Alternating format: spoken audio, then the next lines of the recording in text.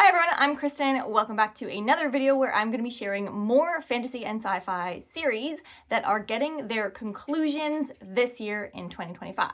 This is an ongoing and kind of accidental video series that I've been doing this year with the original goal of being like sharing series that I'm currently in the middle of that are going to be concluding this year, and like a few that I have my eye on or that I haven't picked up yet but might start. And since then I just keep hearing about more and more series that are going to be concluding this year, and I think that that is such a nice thing to hear about because there's a lot of readers who don't want to start a series until they know that it's getting an ending or they want to be able to binge read a series all the way through. And I have been slowly collecting more series that are going to be getting their conclusion this year to tell you about in part 3 of this video. But I also want to make a correction from my first video, I believe, where I talked about the Kithamar series that was predicted to be getting its third and final book this year, and that did in fact not happen in May or March, whenever it was predicted to be, so I apologize for that error. Hopefully we will get that third book or news of that third book at some point in the future. I have 6 series that I'm going to be sharing with you today. 3 that I have actually already read the first book. I just didn't realize that they were getting their conclusion when I made that first part 1 of this video series, and 3 that I have not. The lighting is definitely going to be changing because it is a on-off sunny cloudy day, and that's just life, you know. This is the time that I have to film. I'm going to start with the Sunken Archives duology that began with A Letter to the Luminous Deep by Sylvie Cathrall last year and is going to be concluding, or in fact is already concluded, with A Letter from the Lonesome Shore that came out in May of this year. So this is already done, already completed. You can pick it up.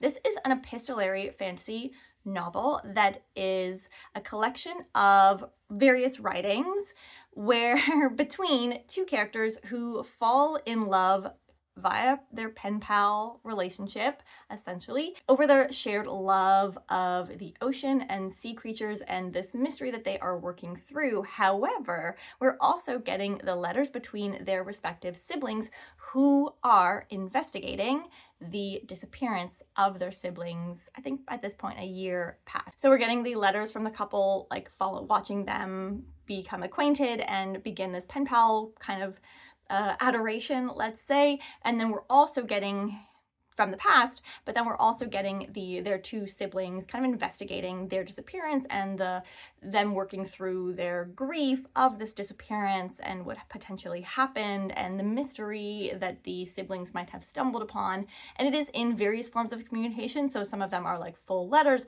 some of them are little, like almost an instant message type situation. I think if you really love oceans, if you love ecology, if you love that like academia within this world and occult mysteries, then this could be right up your alley. I do think it's worth giving the epistolary novel, which can turn some people off. I think it's worth giving it a shot. I did find the first book kind of a little bit slow to hook me, but once it did, I was very, very, very interested in finding out what was going on, and I'm really looking forward to getting a copy of the second book to pick up to finish. I preferred the letters between the 2 who were falling in love. It was very like, maybe we switched to like a slightly more informal form of a dress. It had like very like white glove, proper etiquette kind of a feel to it, whereas the letters with the siblings in the current time frame was this really, really interesting exploration of dealing with grief, different ways of processing grief, moving through it in people who don't previously have a relationship, but who have this shared experience of having lost a sibling and reflecting back on sibling relationships and working through this grief and the unknown. And yeah, I thought those were actually really, really beautiful, even though it wasn't my preferred part of the book. I personally listened to the audiobook, and while the elements of the audiobook were really great, some of the mixed media, like to so-and-so's address from on this date, like that does really annoy me on audiobooks. So please know that there is some, it's not just like full letters, it's some instant messaging back and forth and the kind of inherent logistics that you get in an audiobook of that. If that's going to annoy you, read the physical. The second duology that I have on this list is also already completed, and that is the Saga of the Unfated duology by Danielle L. Jensen. This started with A Fate Inked in Blood and has just recently concluded with A Curse Carved in Bone that came out also in May of this year. I did read A Fate Inked in Blood last year when it came out, and overall, despite I think some valid critiques with that book. I did really end up enjoying it overall. We are set in a Norse-inspired setting where some people are given gifts of their various gods. Our main character is a young woman who was married off to a really, really horrible man who does have one of these gifts. However, she also secretly has a gift. Events unravel in such that she is kind of like separated from her horrible husband, has to enter into a fight to the death to save herself, and winds up revealing this previously secret and withheld, hidden magical talent of being a shield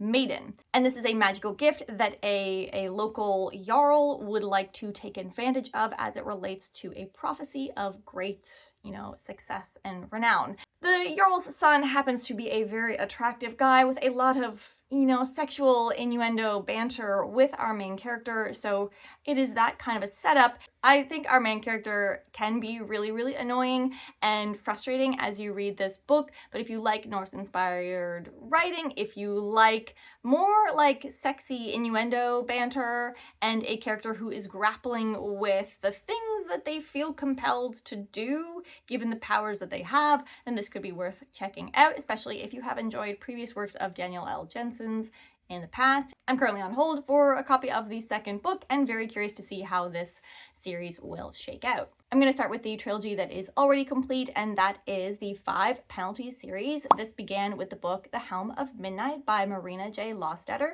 and it ended with the book The Teeth of Dawn, which came out in January of this year. The Helm of Midnight is actually a book that I DNF'd a couple years ago, which I will say is just like it didn't gel with me. I was a little bit slow and boring for my personal tastes. However, everyone else that I see talk about this series does really, really enjoy it, and it is a mix of like horror, fantasy, mystery. We're following someone who is like a regulator of the magic within this world that has to do with these masks. You can make a death mask when somebody dies, and it kind of absorbs all of their knowledge.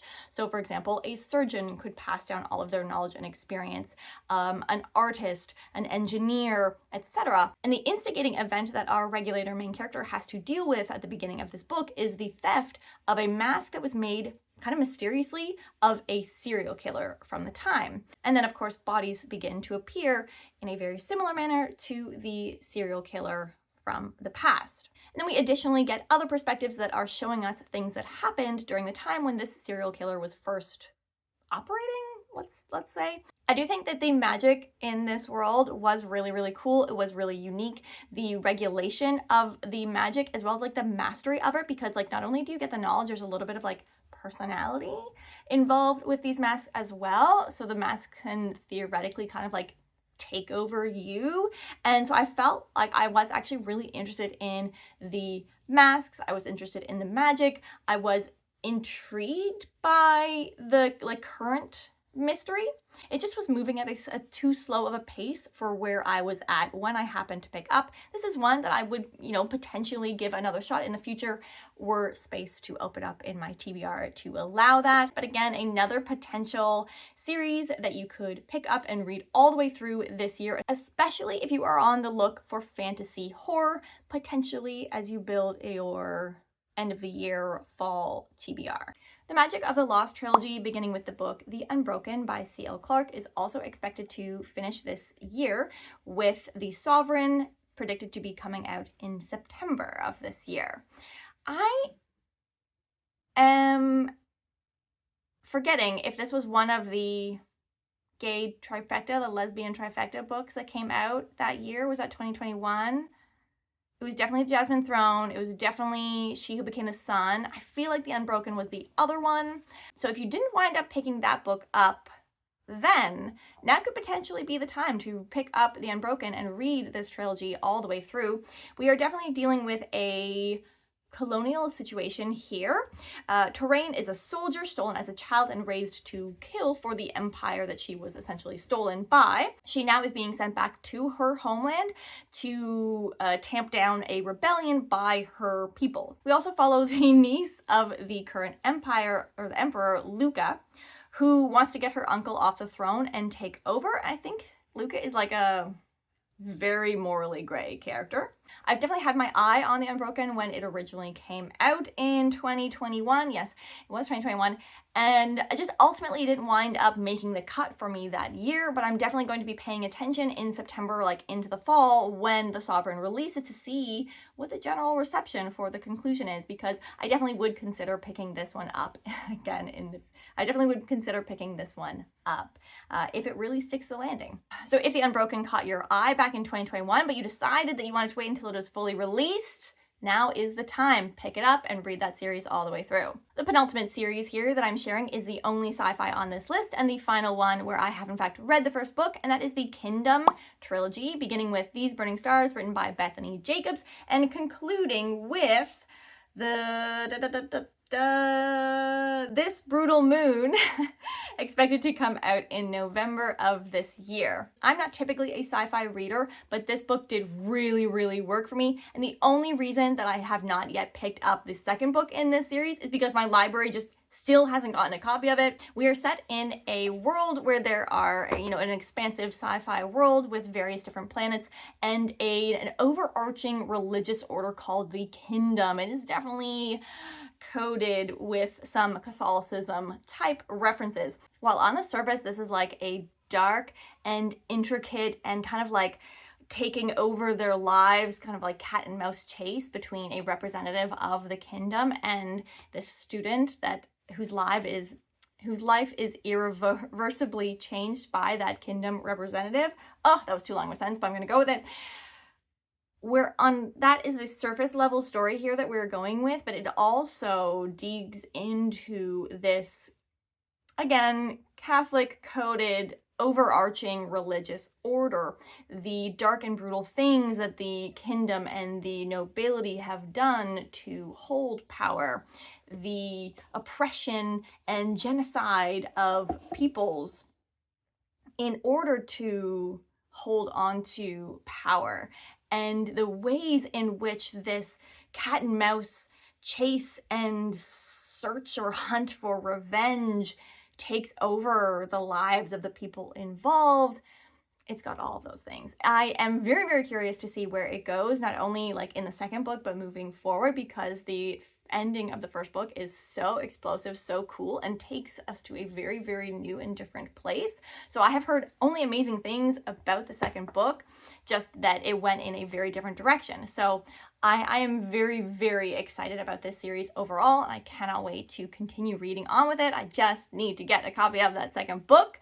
But if you have more purchasing budget openness in your physical TBR, or your library has in fact gotten copies of all of these books, then you should pick up These Burning Stars and read this all the way through so that you can read This Brutal Moon in November. And then the final trilogy that I'm going to be sharing here today, expected to get a conclusion this year, is the Dark Gods trilogy, beginning with the book The City of Dusk, written by Tara Sim, and expected to end in December with The Dawn Throne. The City of Dusk does get pretty mixed reviews. From what I generally hear, the trend is they're like potentially tries to do too much all at once. That isn't something that necessarily turns me off, and it's why it is one of my priority reads for this year. In this world, we have a city that has 4 different realms. We have a god for each of those realms. I believe there is like a particular type of magic for each of those gods, and an heir, or like a noble house and an heir for each of those types of magic and realms and gods. Perhaps why people say does a little bit too much in the first book. I believe that we get to follow each of these different heirs as they kind of have to face the fact of that, like, the realms and their magic and the city is kind of dying. They have to group together to try to solve this problem. But of course, they each have their own different ambitions and issues and problems and goals, one could assume. So again, overall trend that I hear is tries to do a little bit too much. I know Abby Salter recently read it and was just kind of like, meh about it, but I still really want to read it. I know that there are people out there who do really love this book. There's just people out there who also don't really love this book, and I personally am excited to finally be picking up the first book in this series. And if I love it, hey, maybe I will just go around my library, find access to the sequels in other means, and get to read this series all the way through. Okay, so that is it for part 3 of this video series where I'm sharing all of the fantasy and sci-fi series that are getting conclusions this year. Let me know if you have started or read or finished all of any of these series in the comments down below. I'd love to hear if there are any of these that you plan to pick up now that they are going to be concluding. Better yet, let me know if you know of a series that I haven't yet covered that's going to be concluding this year. Put the first book in the comment section down below, and I would love to continue compiling more series to pick up and read all the way through in 2025 in part 4 of this video series. I will see you guys next time. Have a great day. Bye.